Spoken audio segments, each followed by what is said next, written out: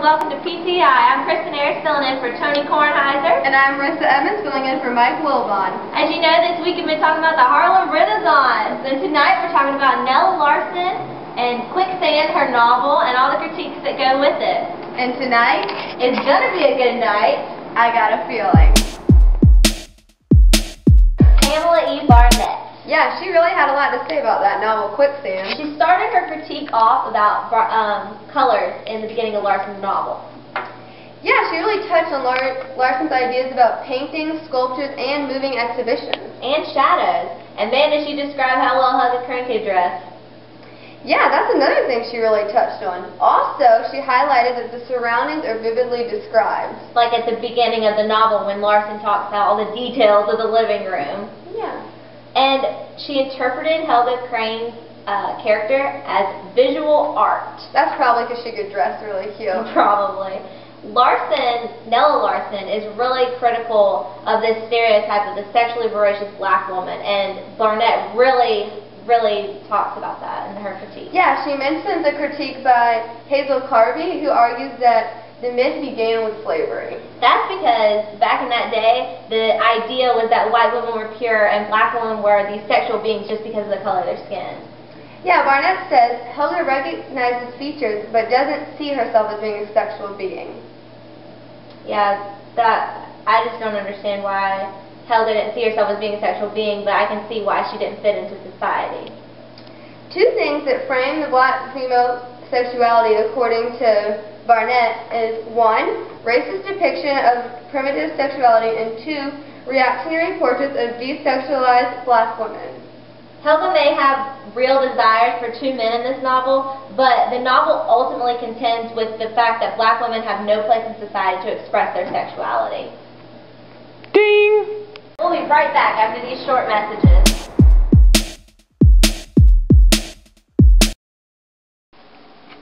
Are you a college student tired of your homework? Are you retired from your job and looking for something to do? Are you a mom on the go just looking for something to relax with? Then you should try reading Quicksand, a novel by Nella Larsen. The story of Helga Crane, a character based on Nella Larsen herself. This book tells the stories of her travels in search to find life's fulfillment. Does she succeed?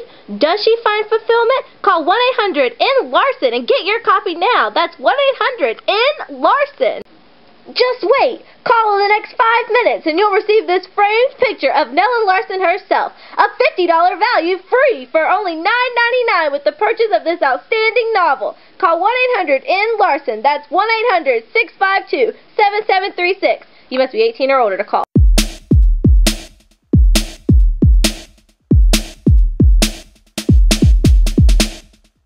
Jeffrey Gray. What about that, Jeffrey Gray? The mulatto. Where do I fit in? You know, Helga Crane was a mulatto. And that's actually something Jeffrey Gray centered his critique on. The first event he talks about is when Helga leaves to go to Europe. She's fleeing to get away from this idea of a black and a white culture because she is mulatto. She's trying to find...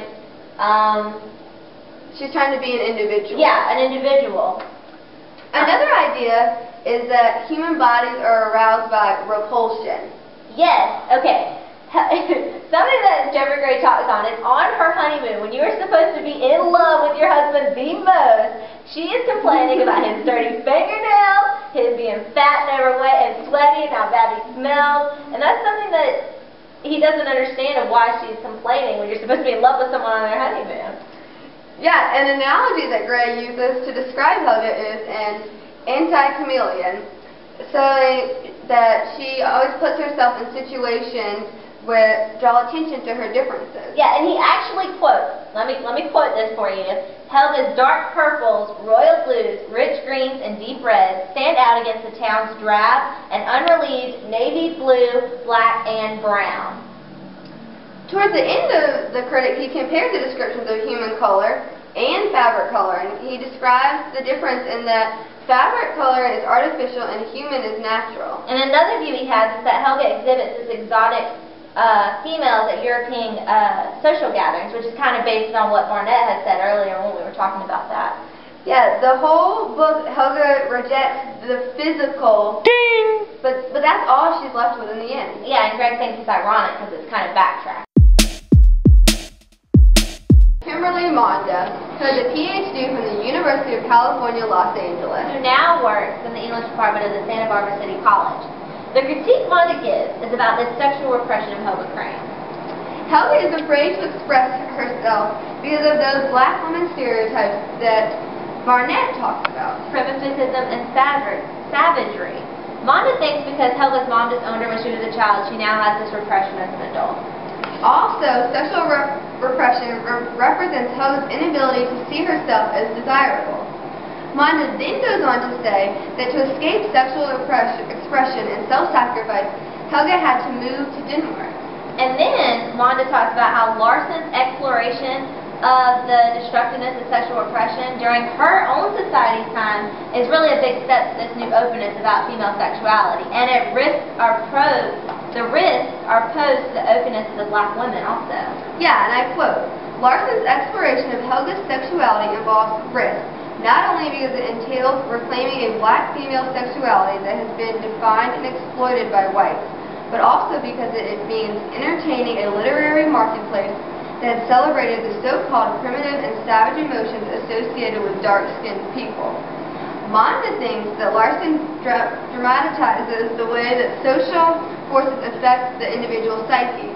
Miss McGooden is an example of this at the beginning of the novel, because she's racist about the sexuality of black people. By talking about the backwoods whenever she's trying to get them out of bed.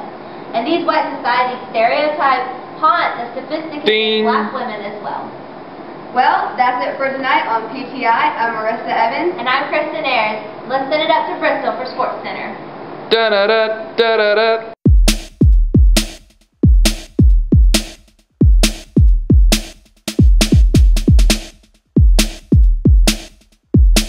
Da da da da da da da da.